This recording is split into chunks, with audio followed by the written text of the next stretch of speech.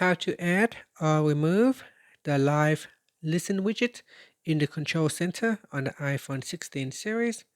First, let's go back to the home screen by swiping up at the bottom of the screen.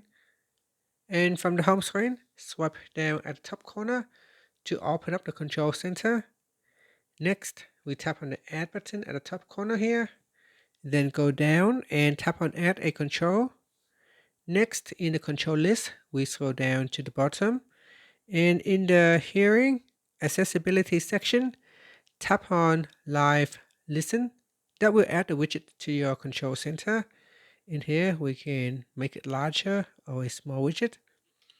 And after that, you can swipe up to close the edit mode, and then swipe up again to return back to your home screen.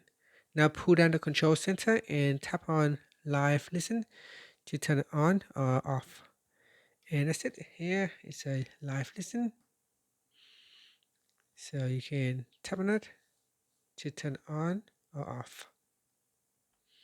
Okay, so once you have your earphone connected, you can tap on live listen to turn it on or switch it off.